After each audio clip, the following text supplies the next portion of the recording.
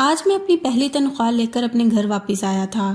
تنخواہ سے زیادہ مجھے اس بات کی خوشی تھی کہ میں اپنے پیسوں سے کسی کے لیے کانچ کی چوڑیاں بھی لے کر آیا تھا۔ میرے دل میں بہت سے ارمان تھے۔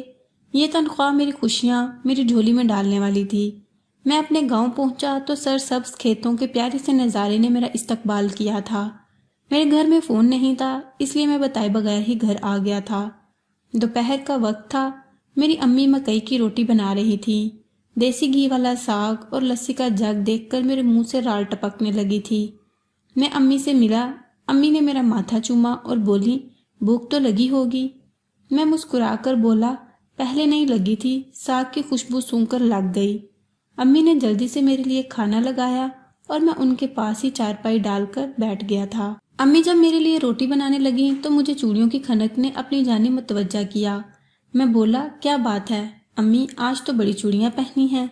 امی خوش دلی سے بولی، ہمارے چودھری صاحب ہیں نا، ان کی اکلوتی بیٹی نیلم کی شادی ہے۔ انہوں نے ہم پرانی ملازماؤں کو کام پر واپس بلایا ہے، بس 1 مہینے کے لیے، اور نیگ میں 2 سوٹ، چوڑیاں اور جوتے وغیرہ دیے ہیں۔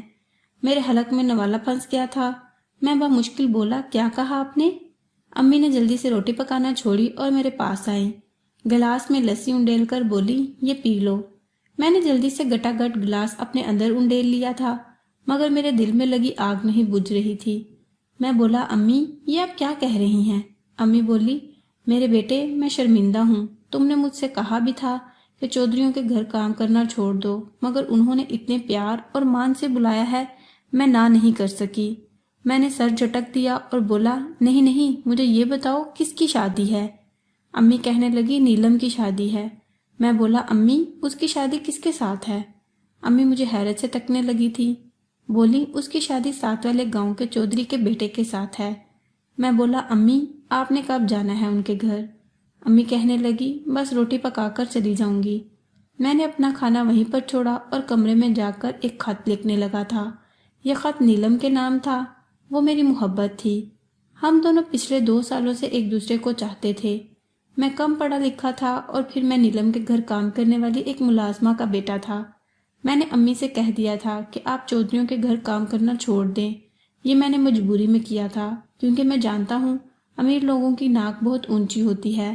وہ کبھی بھی اپنے گھر میں کام کرنے والی عورت کے بیٹے کو اپنی بیٹی کا رشتہ نہیں دینے والے تھے۔ امی نے میری مان کر کام بھی چھوڑ دیا تھا۔ پھر مجھے نیلم نے مجبور کیا کہ تم کوئی کام دھندہ ڈھونڈ لو۔ جب تک تم کام نہیں کرو گے ابو اس شادی پر رضامند نہیں ہوں گے۔ مجھے ویسے بھی لگتا تھا کہ یہ شادی ممکن نہیں ہے، کیونکہ نیلم آسمان پر چمکنے والا چاند تھی جو ہر شخص کی دسترس میں نہیں آ سکتی تھی۔ میں نے نیلم سے اپنے خدشات کا اظہار کیا تو وہ بولی، تم اس بات کی ہرگز فکر مت کرو، میں اپنے والد کے سامنے ڈٹ جاؤں گی، ہم دونوں ایک ہو کر رہیں گے۔ میں نے ویسے بھی امی کے منہ سے سن رکھا تھا کہ چودھری صاحب اپنی اکلوتی بیٹی سے بہت محبت کرتے ہیں۔ نیلم کے منہ سے نکلی ہر بات کو وہ اپنا ایمان سمجھتے ہیں۔ کبھی ایسا نہیں ہوا کہ اس نے کسی چیز کی فرمائش کی ہو اور چودھری صاحب نے رد کر دی ہو۔ بس یہ سب باتیں سن کر میرا حوصلہ بڑھ گیا تھا۔ میں نے اس شادی کے خواب دیکھنا شروع کر دیے تھے۔ ادھر نیلم مجھے مجبور کر رہی تھی کہ میں اپنے لیے ملازمت تلاش کروں۔ میں ملازمت کہاں سے ڈھونڈتا؟ میرے پلے تو کچھ بھی نہیں تھا، نہ ہنر اور نہ ہی تعلیم۔ میں تو 7ویں جماعت میں ہی اسکول سے بھاگ گیا تھا۔ خیر، میں نے گاؤں سے نکلنے کا فیصلہ کر لیا تھا۔ میں نے سن رکھا تھا کہ ہمارے گاؤں کے ساتھ جو قصبہ لگتا ہے اس میں مزدوروں کی ضرورت ہے۔ مجھے کام کی نوعیت کے متعلق علم نہیں تھا۔ مجھے اتنا پتا تھا کہ یقیناً کوئی سخت کام ہی ہوگا، مگر ظاہری سی بات ہے مجھے کام تو کرنا ہی تھا۔ اس لیے میں اپنے والدین سے دعائیں لے کر قصبے کی جانب نکل گیا تھا۔ میری خوش قسمتی یہ تھی کہ مجھے آٹے کی مل میں ملازمت مل گئی تھی۔ تنخواہ میری 17,000 لگی تھی۔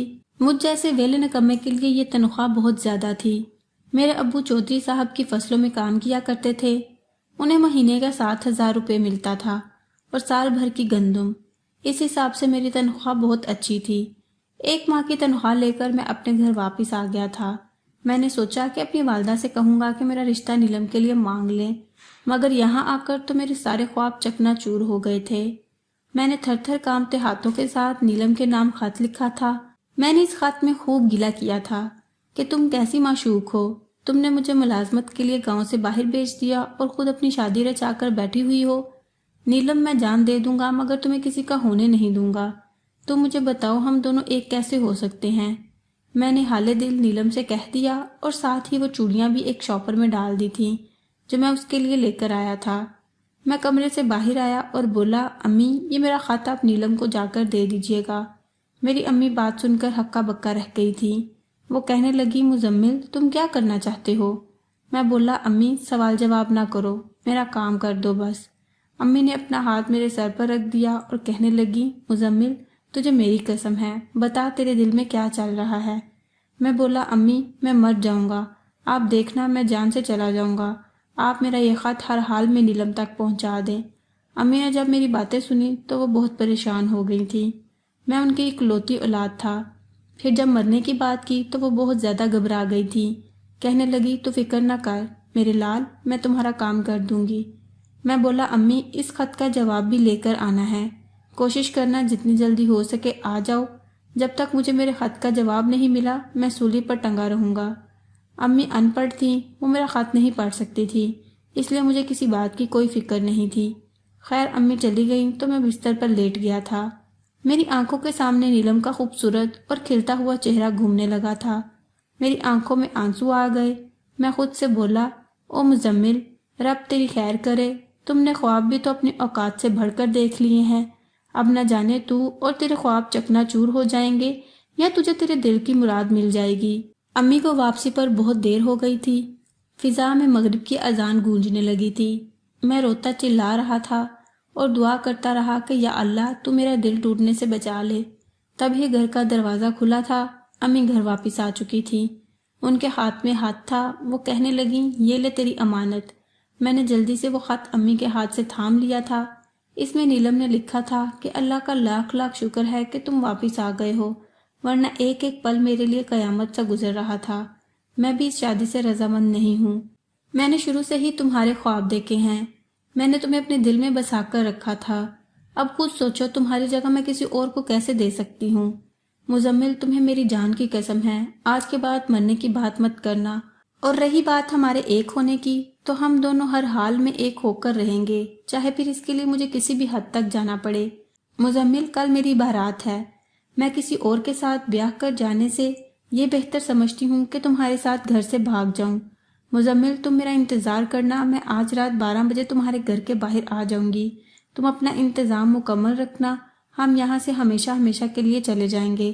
نیلم کا خط پڑھ کر میرا دل سکون میں آ گیا تھا۔ میرے چہرے پر مسکراہٹ پھیل گئی تھی۔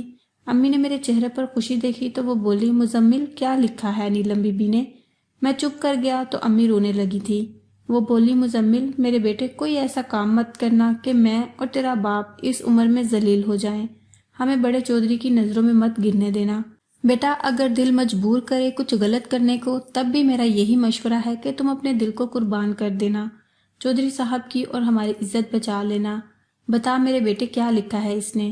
میں امی کو سچ نہیں بتا سکتا تھا کیونکہ میری امی چودھریوں کی بہت وفادار تھیں، وہ ان کی عزت کی خاطر مجھے قربان کر سکتی تھی۔ اس لیے میں بولا، امی نیلم نے کہا ہے کہ میں اپنے والدین کی عزت سے اپنی محبت قربان کر دیتی ہوں۔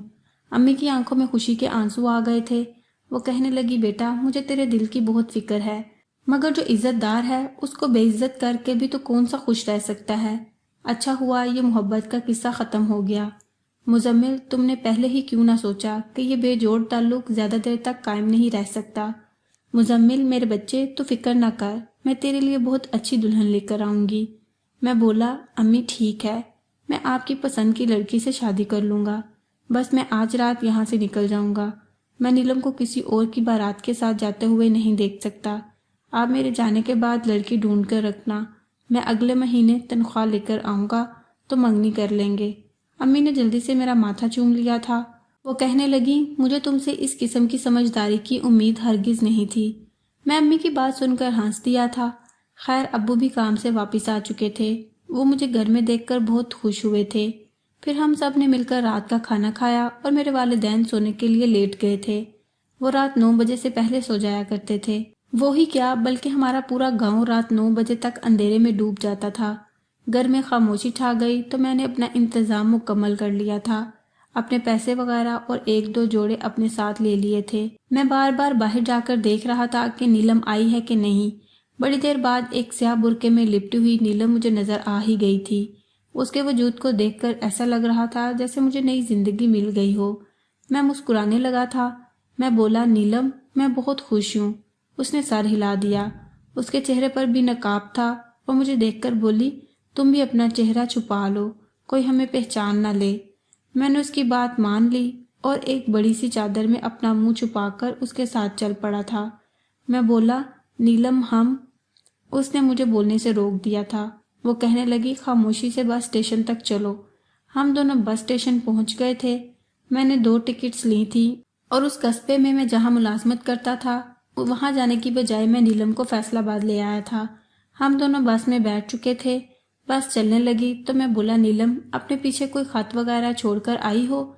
उसने इस बात में सर हिला दिया था। वो बोली, हाँ, पक्का पक्का इंतजाम करके आई हूँ।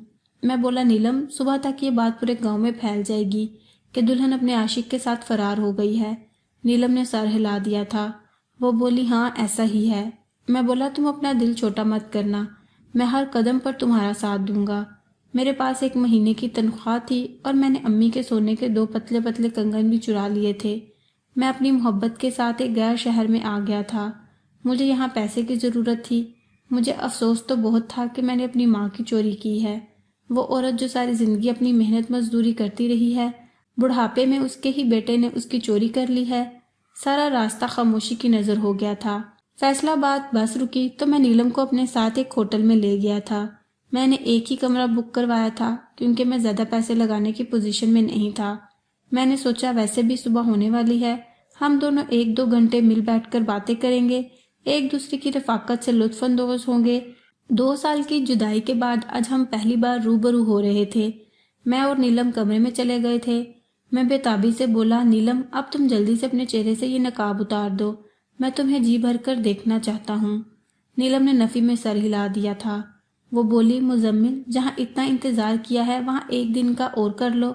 हमारा निकाह हो जाएगा तो मैं मुकम्मल तौर पर तुम्हारी हो जाऊंगी। मैं बोला, नीलम, मैं सिर्फ तुम्हें देखना चाहता हूँ। वो बोली, मुजम्मिल, तुम इस कमरे से चले जाओ, मैं अपने वालिदैन को छोड़कर आई हूँ। मेरा दिल बहुत ज़्यादा उदास है। मैंने सोचा कि मुझे इस वक्त नीलम को तंग नहीं करना चाहिए, इसलिए मैं बाहर निकल आया। मेरे लिए यही काफ़ी था कि मेरी मोहब्बत मेरी खातिर अपने वालिदैन को छोड़कर आ चुकी थी। अब मुझे सुबह का बड़ी बेचैनी से इंतज़ार था। आखिरकार दिन का उजाला फैल गया था। मैं नीलम को कमरे में नाश्ता दे आया और ख़ुद बाहर ही बैठकर खाने लगा। 11 बजे मैं नीलम के पास फिर से गया था। मैं बोला, नीलम, तैयार हो जाओ, हम निकाह के लिए चलते हैं, नहीं तो तुम मुझे अपना चेहरा नहीं दिखाओगी। वो बोली, मैं तैयार हूँ, हम निकाह के लिए चलते हैं। मैं और नीलम करीबी मस्जिद में चले गए थे। मौलवी साहब कुछ मशकूक थे, कहने लगे, घर से भागने का तो कोई चक्कर नहीं है ना? मैंने नफ़ी में सर हिला दिया था। मौलवी साहब ने हमें मज़ीद कुरेदना मुनासिब नहीं समझा था, इसलिए उन्होंने हमारा निकाह पढ़ा दिया था। मैं और नीलम एक हो चुके थे। इससे बढ़कर मुझे अपनी ज़िंदगी से कुछ नहीं चाहिए था। निकाह के बाद हम दोनों होटल में चले गए थे। नीलम ने उस वक्त भी स्याह बुर्का ओढ़ा हुआ था और उसके चेहरे पर नकाब था। मैं बोला, नीलम, तुम्हारा निकाब मैं अपने हाथों से पलटना चाहता हूँ। उसने सर हिलाकर मुझे इजाज़त दे दी थी। मैं उतल पुतल होती दिल की धड़कनों के साथ नीलम का नकाब पलटने लगा था। जो ही मेरी नज़र नीलम के चेहरे पर पड़ी थी, ज़मीनों आसमान की गर्दिश रुक गई थी। मुझे लगा जैसे मेरा सांस भी थम सा गया है। हर चीज़ ठहर गई है। कायनात की हर चीज़ मेरा तमाशा देख रही थी, जबकि मैं शदीद सदमे से दो चार खड़ा था। मैं बोला, तुम कौन हो? तुम नीलम तो नहीं हो? वो लड़की भी सहमी हुई थी। वो बोली, मैं नीलम बीबी की मुलाजमा हूँ। उसकी बात सुनकर मैंने उसके मुंह पर एक ज़ोरदार थप्पड़ दे मारा था। मैं बोला, कमबख्त औरत, अगर तुम नीलम की मुलाजमा हो तो यहाँ क्या कर रही हो? उसने मेरे आगे हाथ जोड़ दिए थे। वो बोली, मैंने कुछ भी अपनी मर्जी से नहीं किया, मुझे ये सब करने पर नीलम बाजी ने मजबूर किया था। उन्होंने मेरे सामने हाथ जोड़ दिए थे। वो कहने लगी, मैं मुजम्मिल की मोहब्बत से डर गई हूँ, वो मेरी खातिर अपनी जान भी दे सकता है। मैं भी मजबूर हूँ, अपने वालिदैन की इज्जत दाव पर नहीं लगा सकती। मेरा बाप चौधरी है, अगर मैंने कोई ऊंच नीच कर दी तो वो सदमा बर्दाश्त नहीं कर पाएगा, इसलिए मुझे अपने वालिदैन की इज्जत की खातिर अपनी मोहब्बत को कुर्बान करना पड़ रहा है। जहाँ तक मुजम्मिल की बात है तो उसको साबरा तुम संभाल लेना। मैं गुस्से से बोला कि तुम्हारी ये हिम्मत कि तुमने मुझे धोखा देने की कोशिश की। تم نے ایسی حرکت کی تو کیسے؟ میں تمہیں زندہ درگور کر دوں گا۔ صابرہ روتے ہوئے بولی، مجھے یہ بھی منظور ہے۔ میں بولا، میں ابھی گاؤں واپس جاتا ہوں، نیلم کو اس کے دیے ہوئے دھوکے کی سزا ہر صورت میں دیکھ کر رہوں گا۔ صابرہ بولی، مزمل، اس وقت یہ بات پورے گاؤں میں آگ کی طرح پھیل چکی ہوگی کہ مزمل چودھری صاحب کی ملازمہ صابرہ کو بھگا کر لے گیا ہے۔ چودھری صاحب کے ملازم کتوں کی طرح تمہاری بو سونگھتے پھر رہے ہوں گے۔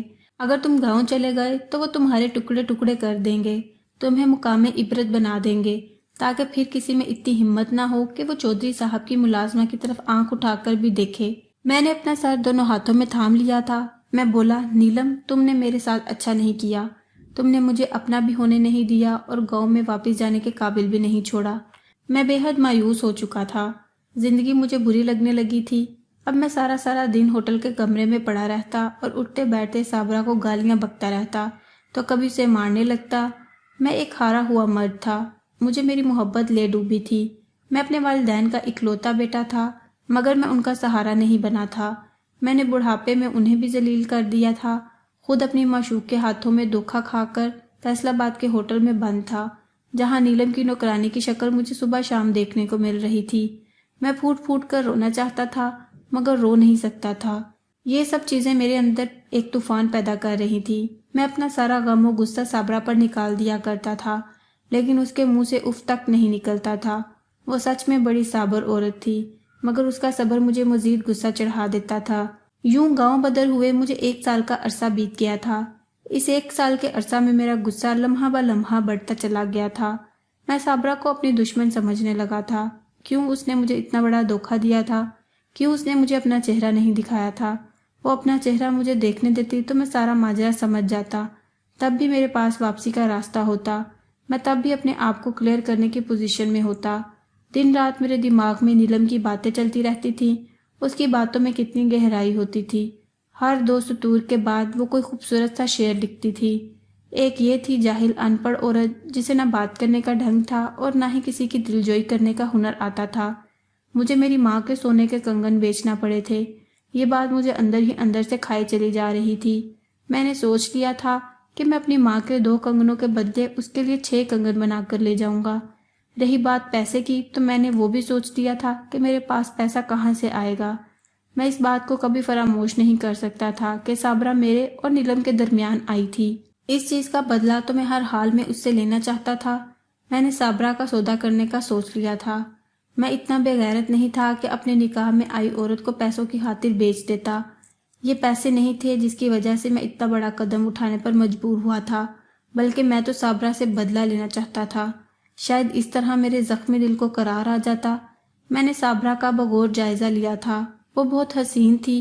اگر وہ میرے اور نیلم کے درمیان میں نہ آئی ہوتی تو میں اسے قبول کر ہی لیتا، مگر اس نے مجھے دھوکہ دیا تھا اور اب میں اسے دھوکہ دینے والا تھا۔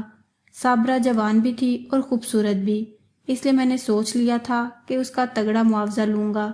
میں نے صابرہ کے لیے گاہک تلاش کر لیا تھا۔ وہ اسے 10 لاکھ میں خریدنے پر رضامند ہو چکا تھا۔ میں صابرہ سے بولا کہ جلدی سے تیار ہو جاؤ۔ اس کی آنکھوں میں آنسو آ گئے تھے۔ وہ بولی، مزمل، ہم کہاں جا رہے ہیں؟ میں بولا، تمہیں سیر کروانے باہر لے کر جا رہا ہوں۔ اس کی آنکھیں سرخ ہو چکی تھیں، لبوں پر زخمی سی مسکراہٹ پھیل گئی تھی۔ وہ بولی، مزمل، میرے حصے کے غم ٹل گئے ہیں کیا؟ لمبی غم کی شام ڈھل گئی ہے کیا؟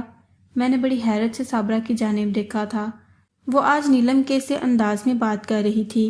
وہ اس طرح سے اشعار کو بدل کر اپنی بات میں ڈھالا کرتی تھی، شاید صابرہ نے ایسا شعوری طور پر کیا تھا۔ وہ مجھے یہ باور کرانا چاہتی تھی کہ تم سے نیلم چھن گئی ہے، تم ایک ناکام انسان ہو، تم بہت کم میں راضی ہونے والے شخص ہو۔ دیکھو، تم تو اتنے گئے گزرے نکلے کہ اپنی محبت کی ملازمہ کو سیر پر لے کر جا رہے ہو۔ میں مسکرا دیا۔ میں نے دل میں سوچا، صابرہ، ابھی تم جانتی نہیں ہو کہ تم کس انسان کو طنز کے تیر چلا رہی ہو۔ خیر، میں اسے اپنے ساتھ کوٹھے پر لے آیا تھا۔ وہ ماحول دیکھ کر جان گئی تھی کہ یہ اچھی جگہ نہیں ہے۔ وہ خوف زدہ ہو کر میرے ساتھ چپک گئی تھی۔ وہ بولی، مزمل، مجھے اپنے ساتھ لے چلو۔ دیکھو، میں تمہاری عزت ہوں، تمہارے نام پر ہوں۔ میں نے وہاں پر کھڑے کھڑے ہی صابرہ کو طلاق دے دی۔ میں نے اس کی قیمت وصول کی اور کوٹھے سے باہر نکل آیا۔ وہ روتی رہی تھی، اس کے رونے کی آواز میرا تعقب کرتی رہی تھی۔ خیر، میں باہر آیا اور سونار کی دکان پر چلا گیا تھا۔ میں امی کے لیے سونے کے کنگن خریدنے کے بعد بہت زیادہ خوش ہو گیا تھا۔ میں واپس اپنے گاؤں جانے کے لیے بس پر بیٹھ گیا تھا۔ میں نے سوچ لیا تھا کہ لوگ مجھے راستے میں پکڑ کر پوچھیں گے کہ میری اتنی ہمت کیسے ہوئی کہ میں نے چودھری صاحب کی ملازمہ کو ساتھ لے کر بھاگنے کی جسارت کیسے کی۔ ہو سکتا ہے کہ لوگ مجھے دیکھتے ہی مارنے پیٹنے لگے۔ میں ان سے کہہ دوں گا کہ میں تو اپنے کام میں مصروف ہو گیا تھا، اس لیے گاؤں کا چکر نہیں لگایا، جبکہ میں تو کسی صابرہ کو جانتا تک نہیں ہوں۔ خیر میں گاؤں پہنچ چکا تھا۔ ہر طرف سبزہ ہی سبزہ پھیلا ہوا تھا۔ مجھے گاؤں میں ایک دو لوگ ملے تھے جو مجھے دیکھ کر بہت خوش ہو گئے تھے۔ کہنے لگے، یار تو گاؤں سے ایسا گیا کہ پلٹ کر واپس ہی نہیں آیا۔ میں مسکرا دیا تھا۔ مجھ سے کسی نے بھی صابرہ کے متعلق استفسار نہیں کیا تھا۔ مجھے بڑی حیرت ہوئی تھی۔ خیر میں اپنے گھر پہنچا تو دیکھا میری بوڑھی ماں بیٹھی رو رہی تھی۔ وہ فریاد کر رہی تھی کہ اے خدا میرے بچے کو مجھ سے ملا دے۔ میں آگے بڑھا اور بولا، امی میں واپس آ گیا ہوں۔ یہ دیکھ کر میں لرز گیا تھا کہ امی چارپائی پر سے اٹھنا چاہتی تھی مگر اٹھ نہیں سکی تھی۔ اس کے پاس لاٹھیاں پڑی تھی۔ میں بولا، امی کیا ہوا آپ کو؟